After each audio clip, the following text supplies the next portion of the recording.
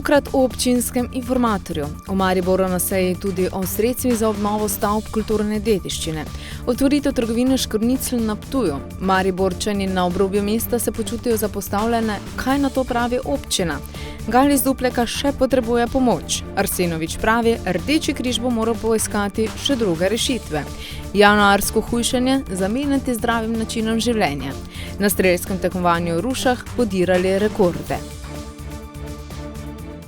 Lepo pozdravljeni. Pred ponedeljkovo redno sejo mestnega sveta Mestne občine Maribor je župan Saša Arsenovič svojo ekipo predstavil glavne teme na seji. Izpostavili so, da bi radi pridobili sredstva za obnovo stavb s statusom kulturne dediščine, saj bi s tem lahko oživili mestno jedro. Odstranili bi nekaj objektov za oglaševanje, ki več ne služijo svojemu namenu. Uredili bi tudi boljše razmere za pešce in kolesarje ter izpogajali manjše stroške za uporabnike aplikacije EasyPark pri parkiranju na javnih parkirnih površinah. Na ponedeljkovi seji mestnega sveta Mestne občine Maribor bodo potrjevali pravilnik o sofinanciranju obnove nepremičnine kulturne dediščine v Mariboru, kar je predpogoj, da bodo lahko februarja objavili razpis za sofinanciranje obnove zgradb, ki spadajo pod kulturno dediščino. Zato sta dva razloga, in sicer prvi je, želimo oživiti mestno jedro in pa tudi širši del, se pravi mesta Maribor, po drugi strani pa zavarovati kulturno dediščino. V Mariboru imamo kar nekaj, zelo lepih stavb, ki pa niso obnovljene na način, kot bi si želeli. Zato smo v proračunu za leto 2020 predvideli 200 000 evrov za ta razpis in pa dodatnih 300 000 evrov za vse tiste nepremičnine, ki so pa v solasti Mestne občine Maribor, ker potrebujemo tudi lastni delež za financiranje. Predstavili so še predlog za spremembe odloka o oglaševanju, s katerimi bi iz mesta odstranili nekaj objektov, ki za oglaševanje niso več zanimivi. Mestnemu svetu predlagamo dve spremembi. Prva sprememba je, da se iz nabora oglasnih objektov odstranijo tisti objekti, ki so tržno nezanimivi ali pa tudi niso več primerni za postavitev v mestu. To so trostrani panoji, ti transparenti čez cesto in pa oglasni stolpi. Zdaj v bistvu teh trostranih panojev in transparentov čez cesto več ni, ker je podjetje, ki je imelo dovoljenje za to oglaševanje, že v lanskem letu prekinilo z tem oglaševanjem. Stolpe pa bomo umaknili takrat, ko bojo potekla sedanja dovoljenja. Povišali bi tudi občinsko takso, sredstva pa namenili za vzdrževanje javnih površin. Župan mesta Maribor je poudaril, da zaradi plačevanja provizije in drugih stroškov, ki jih imajo uporabniki aplikacije EasyPark pri parkiranju na plačljivih javnih parkiriščih v mestu, potekajo trda pogajanja, s katerimi želijo zmanjšati te stroške. Naš cilj je seveda najnižja možna cena za najboljšo možno storitev. Mislim, da bo v kratkem Mariborčani kot ena izjema v tem velikem sistemu imela, da bomo Mariborčani imeli možnost izbire paketa in se bo vsak lahko potem na podlagi tega odločil, kaj je za njegov način življenjski slog bolj primerno. V letu 2018 je mestna občina iz proračuna plačevala te provizije v višini 25 000 evrov, v lanskem letu dobrih 32 000 evrov.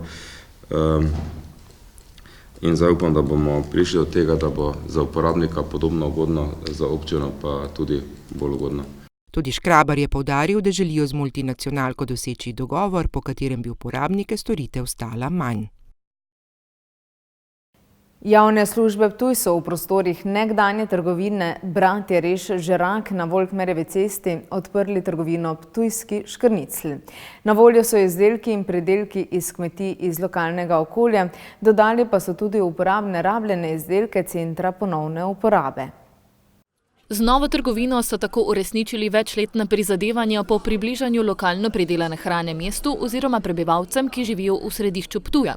Glede na samo umestitev trgovine, ki je na Volkmerjevi cesti v neposredni bližini blokovskega naselja, so to namero tudi izpolnili. V trgovini bo tako mogoče kupiti izdelke pridelane na lokalnih kmetijah. Pa ne samo iz tega našega območja, ampak tudi iz drugih regij, ki so nekako karakteristične za tisto območje, torej iz Primorja, že danes lahko recimo kot olivno olje, izdelke piranskih solin in te bomo potem nadgrajevali tudi še naprej. Poskušali pa slediti predvsem željam in pa potrebam, ki jih bojo imeli naši kupci, ki upam, da nam jih bojo tudi prenesli. Mrežo prodajalcev sicer širijo dnevno, te izdelke bi želeli spraviti tudi v javne zavode, šole in vrtce. Ponudnikov je trenutno med 20 in 25, bodo pa mrežo, kot že rečeno, širili.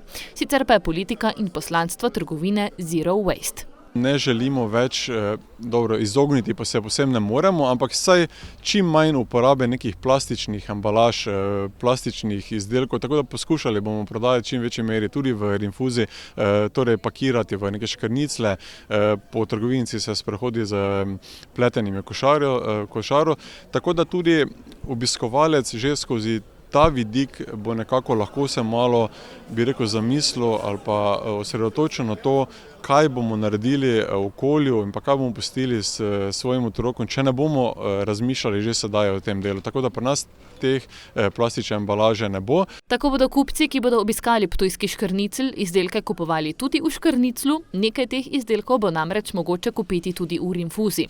Sicer pa so vsi mnenja, da je tovrstna trgovina korak v pravo smer, da se tudi Ptuj približa vzoru večjih mest, ki lokalno pridelano hrano približujejo centrom mesta in tako prebivalcem ponudijo kvalitetno, ekološko pridelano, predvsem pa domače in zdravo. Absolutno bi si ja želela, da smo v celoti usmerjeni v zero waste politiko, zaradi tega, ker veste, da imamo s smetmi velike probleme, čeprav mogoče tudi ena pohvala vsem občankam in občanom, ker je v zadnjem času res opaziti, da se zelo trudijo tudi pri ločevanju odpadkov, kar je prvi korak temu, da zmanjšujemo, da lahko čim več recikliramo, da lahko tudi čim več ali pa čim manj takih in drugačnih odpadkov pridelamo, tako da to bi res bila smer, ki bi si jo želela za vse nas. V trgovini svoje izdelke prodajajo lokalni ponudniki, ki so rade volje pristopili k sodelovanju. Ja, dobili smo povabilo in smo se odzvali. Naši artikli so dejansko, imamo sadjarstvo in poljedelstvo, ekološka pridelava, tako da so mlevski izdelki, žita, potem pa tudi izdelki iz sadja.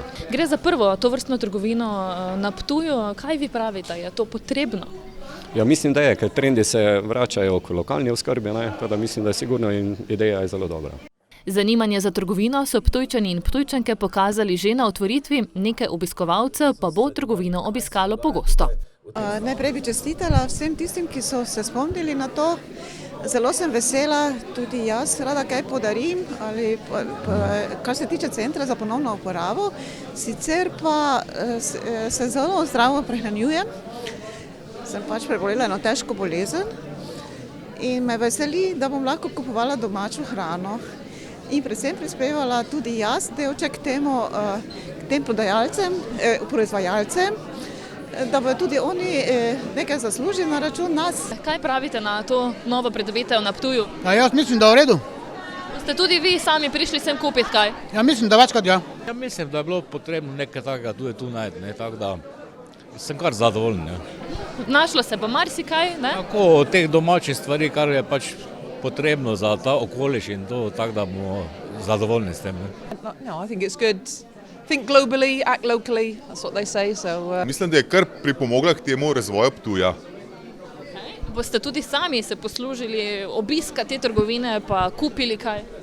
Ja, glede na to, da smo v bližini, domujemo, bomo verjetno se tudi pridobili tega, da bomo prišli sem. Tako boste z nakupom v ptujskem škrniclu prispevali tudi k razvoju kmetij v lokalnem okolju, trgovina pa bo odprta vsak dan v tednu in v soboto do 12. ure. Prebivalci obrobnih mestnih četrti in krajevnih skupnosti Maribora so vse glasnejši, saj se počutijo zapostavljene, češ da mestna občina Maribor daje prednost projektom v centru. Krajane pa podpirajo tudi predstavniki krajevnih skupnosti in mestnih četrti, ki terjajo od občine drugačen prioritetni vrstni red. Poglejmo, kaj smo izvedeli. Nedavna razgrnitev transparenta v centru mesta, na katerem je pisalo, da v Limbušu še nimajo urejene kanalizacije vseh cest in pločnikov, je botrovala k temu, da so tudi v drugih mestnih četrtih in krajevnih skupnosti Maribora dvignili glave. Prepričani so, da bi se dalo narediti drugačen vrstni red prioritet. Jaz mislim, da bi se dalo. Jaz razumem, Maribor je le velika občina, veliko zelo različnih potreb se javlja v Mariboru, ampak vedeti morate, da ljudje tudi v Limbušu slej ko prej se naveličajo večne debate, ni denarja, večno, to bomo naredili, pa se nekaj malega naflika samo zato, da boste potem zadovoljni. Da se center hitreje razvija kot obrobje, meni tudi predsednik mestne četrti Brezje Dogoše Zrkovci. Kaže se tako, Kajti mi zdaj v letu dni, kaj je pač ta novi župan obljubil, da me kar precej, ampak do zdaj se zadeve še niso kaj dosti premaknile. V Radvanju so se uprli tudi zaradi dopisa Nigrada, da morajo sami urediti odtoke za meteorne vode in imeti kasneje več sestankov, sklepe pa so poslali tudi na občino. Od tistega dne dalje čakamo na reakcijo vodstva občine. Moram reči, da je Nigrad reagiral, da je direktor Nigrada posredoval eno pismo, seveda na osnovi naše zahteve, v katerem je navedel, da se bodo javno opravičili oziroma tudi vsakemu posebej na položnici, ki jo dobimo vsak mesec. Na vse pripombe, da občina več da za center kot za obrobje, pa zdaj odgovarja podžupan Medved, ki obljublja, da bodo imeli skupni sestanek. Vsekakor lahko rečem, da ne delamo nobenih razlik in da dajemo predvsem prednost tistim investicijam, za katere lahko dobimo financiranje. Tako da tudi obrobje ni zapostavljeno, veliko delamo na tem. V planu je tudi individualni sestanek županov z vsemi 18 predsedniki mestnih četrti in krajevne skupnosti, s kateri bomo tudi usklajevali prioritete in njihove potrebe. Tako da mogoče samo tako zgleda, ker je glavni trg in Koroška cesta v delu, dela se tudi podvoz na Ljubljanski, ki je še vedno v delu in mogoče pač to vsakodnevno najbolj vidno. Letošnje leto naj bi bilo tako odločilno tako za urejanje kanalizacije, kot tudi za nekaj cest. Podžupan je dejal, da se že ureja dokumentacijo. Deček gal iz Dupleka, ki ima dvojno deformirani roki, tako da ne more normalno držati kozarca, pisati in risati, niti se umivati kot ostali otroci, čaka na operacijo roku v Ameriki. Ta bo maja. Njegovi starši s pomočjo Karitasa zbirajo po vseh lanskih peripetijah sredstva, da bo fantek lahko odšel na operacijo in po dolgih letih normalno uporabljal roke. Gal iz Dupleka se je rodil z deformiranimi rokami, zaradi tega svojih rok ne more normalno uporabljati. V komolcih namreč nima sklepov, v spodnjem delu rok pa teh ne more niti obračati. Je pa že v šoli, kjer so mu prilagodili delo, da lahko upravlja razne aktivnosti. Zelo se trudi, uporablja pri dodatnih urah uporablja računalnik, v šoli ima WC prhe, da gre z veseljem sam na WC, pisanje se mora bolj truditi kot ostali, ampak dela tako, kako mora delati. V Sloveniji po vseh letih raziskovanja žal ni strokovnjaka, ki bi Gala lahko operiral tukaj. Po vseh dokumentaciji, po vsem, kar imamo mi, do zdaj nismo dobili mnenja, čeprav so izjavili zdaj, da ja. Ampak po Pelejovih izvidih so oni rekli, da bi znali, ne. Do zdaj pa ne. Določen je že datum operacije Gala v Ameriki. Konec maja gre k dr. Pejliju, ki je operiral že nekaj slovenskih otrok. Dr. Pelej nam je že dal datum, to je 20. maj, 15. maja že imamo karte rezervirane. Po lanskih zapletih z društvom, ki je predtem zbiralo denar, so se starši obrnili na mariborsko Karitas, ki jim pomaga. Skupaj s prej zbranim in dostopnim denarjem je zdaj nekaj čez 87 000 evrov. Zdaj zbira mariborska Karitas, zbranega imamo 87 587, tu nekje je, tako da še potrebujemo okoli 62 300. Dobri ljudje lahko Galu pomagajo tako, da nakažejo denar na transakcijski račun mariborske Karitas, kjer tudi redno obveščajo, koliko denarja je zbranega. Donira se lahko tudi preko SMS-a z geslom GAL5 na 1919. Potem, ko je sekretar območne organizacije Rdečega križa Metod Dolinšek pozval mestno občino Maribor po dodatni pomoči socialno šibkejšim, je zdaj občina odgovorila, da sociala sicer ostaja med prioritetami občinskega vodstva, a da občina ne more sama blažiti primanjkljaja, zato bo Rdeči križ moral poiskati še druge vire. Še pred iztekom leta je sekretar Mariborskega Rdečega križa Metod Dolinšek opozoril, da bo letos hudo, saj materialne pomoči za socialno šibke vse manj, prav tako pa se zmanjšuje tudi pomoč Evropske unije.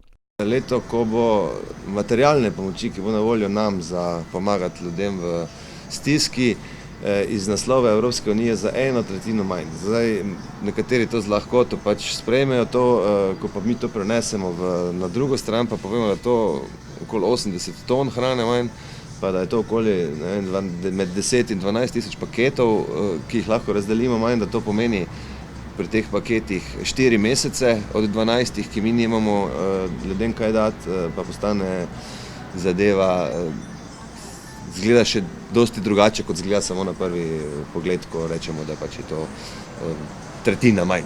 Mariborski župan pa je na včerajšnjem srečanju z novinarji pred ponedeljkovo sejo mestnega sveta opozoril, da jih je Rdeči križ s tem postavil pred zid, a mu ne morejo slediti, saj da Rdeči križ dobiva denar na podlagi evropskih in slovenskih statistik. In če Evropa reče, da je naša regija manj revna glede na kazalnike in če je brezposelnost padla, je avtomatično tudi manj pomoči. Ob tem je še opomnil, da je bila najvišja brezposelnost v regiji leta 2015, ko je bila višja od 16%. Občina po besedah Arsenoviča ne krči programa za prehranske pakete. Danes smo v naši regiji na 12% brezposelnosti, torej 1/3 manj. Občina pa zagotavlja skoraj enkrat več denarja kot letu 15, 135 tisoč evrov. In mislim, da to pove vse in da je to dovolj in da mora Rdeči križ tudi drugače najti svoje dodatne vire. Arsenovič je ob tem še opomnil, da Maribor nujno rabi razvojni kapital, da bi se izboljšala splošna socialna podoba mesta. Mnogi so sklenili novoletno zaobljubo, da bodo zdaj začeli pospešeno hujšati. Na Centru za krepitev zdravja Maribor ob tem svetujejo, da se namesto instantnega in hitrega hujšanja, ki vključuje intenzivno rekreacijo in odrekanje hrani, odločite za počasno in bolj uspešno spremembo načina življenja in hujšanja na daljši rok. Januar je tisti mesec, v katerem se ljudje lotimo izpolnjevanja novoletnih zaobljub. Na prvem mestu je to hujšanje. Drugi pa prisegajo na zdrav način življenja vse leto. Ne hujšam, vedno enako približno jem, pa hujšam, to je brez veze, neka dieta, ker potem, ko začneš normalno živeti pa jesti, se zrediš še za več, kot si prej shujšal. Ne vem, to je zame vprašanje, ki ni več aktualno zame. Drugače pa pravzaprav smo celo življenje malo hujšali, malo diete, gor, dol. Mariborski center za krepitev zdravja priporoča, da se ljudje ne lotevajo hitrega, drastičnega hujšanja, pri katerem bi trpelo telo, ampak da se tega lotimo premišljeno in na zdrav način. Ko pa pridajo k nam, pa jih naučimo pravilne spremembe življenjskega sloga, da morajo skozi vseh 5 faz, od razmišljanja, najtežji vztraji, ki prideta potem februarja, marca vztrajanje in faza ponovitve in potem so pri nas 1 leto. To je tisto, da spremenijo, če želijo shujšati doživljenjsko, prehranske in tudi gibalne navade. Drastične spremembe namreč škodijo tako telesu kot našemu počutju, kilogrami pa se lahko po hujšanju, če ne spremenimo navad, tudi hitro vrnejo. Pomeni, po domače povedano, da pretiravajo, izgubijo tudi 5 kg v enem tednu, v enem mesecu tudi lahko 10 do 15, kar je sicer za človeka super krasen uspeh, ampak na dolgi rok to ni vredno ne za telo, ne za posameznika, ker je telo bolj pametno kot mi sami, pride do jojo učinka, vse tisto, kar smo izgubili, ponavadi dobimo krat 2 ali krat 3 nazaj. Začeti je treba z mirno rekreacijo, saj mnogi niso telovadili že več let. Priporočljivo je pol ure hitre hoje na dan, da se rahlo spotimo, rahlo zadihamo, vsak dan stopnjujemo tempo, ker spet naredimo več škode kot koristi, če nismo se gibali, nismo se ukvarjali s telesno dejavnostjo in potem pride do visokega srčnega utripa in če je nekdo srčni bolnik, lahko spet to bolezen poslabša. Tako da postopoma priporočamo tudi, da poiščejo strokovno pomoč strokovnjakov. Ob tem pa ne smemo pozabiti na raznoliko prehrano, veliko sadja in zelenjave, ki jo imamo pravzaprav na voljo vse leto. Zato je prav, da posežemo po zdravi prehrani. V Rušah pa je minuli vikend potekalo 26. mednarodno strelsko tekmovanje, na katerem se je zbrala smetana najboljših strelcev sveta. Na tekmovanju so dosegli 2 nova ekipna državna rekorda, slovenski tekmovalci pa so se uspešno pomerili tudi z najboljšimi strelci na svetu.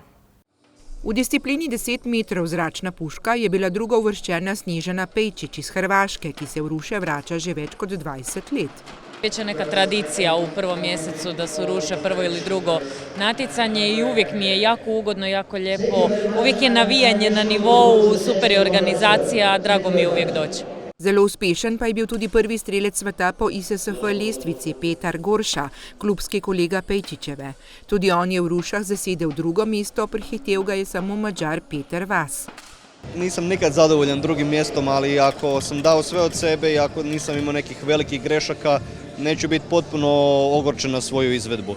Mislim da nakon finala uvijek najbolji pobjedi, to je jasno. Danas sam bio drugi, nedostajalo mi je, mislim da je prvi ostvario pozamašnu razliku, dečko je jako dobro pucao od samog početka finala, bio je jak protivnik i zasluženo je pobjedio. S tekmovanjem pa je bila zadovoljna tudi domačinka Urška Hrašovec. Posebej je bila vesela, da je tekmovala pred domačo publiko. To je super, se mi zdi, da nikjer ne čutim take energije pa take pripadnosti na tekmovanju, kot je tukaj. Zagotovo pa naš klub zelo dobro organizira tekmovanja, ker je zelo veliko število udeležencev, pa tudi Evropsko prvenstvo smo v letu 2017 zelo dobro organizirali, pa tudi tekmovalce zelo dobro pripravijo na tekmovanja. Z mednarodno udeležbo na tekmovanju pa je zadovoljen tudi organizator Ljubo Grmič. Kakovost tekmovalcev je prav gotovo tisto, ki nam potrjuje, da delamo dobro. Kajti v okviru tega tekmovanja, ki je leto 26, so prišli in prihajajo strelci pravzaprav iz celega sveta, na kaj smo posebej ponosni.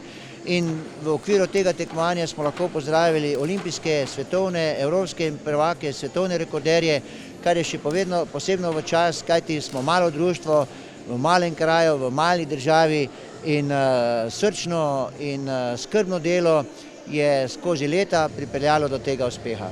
In ob uspehih kluba kot organizatorja so veseli tudi uspehov slovenskih tekmovalcev. Poglejmo še, kaj se te dni dogaja v naših krajih. To soboto 18. januarja boste na pohorski tržnici v Pivoli lahko okusili okuse kolin. Poleg tradicionalnih jedi, ki jih jemo ob tako imenovanem kmečkem prazniku, torej kolinah, boste lahko osvežili znanje priprave in postrežbe mestnih dobrot. Dogajanje bo potekalo med 9. in 12. V hramu Arnolda Tovornika v Selnici ob Dravi pa to soboto prirejajo vinske brbončice, tokrat s koncertom Uroša Periča. Torej, ko zaenkrat želim vam lep konec tedna in nasvidenje.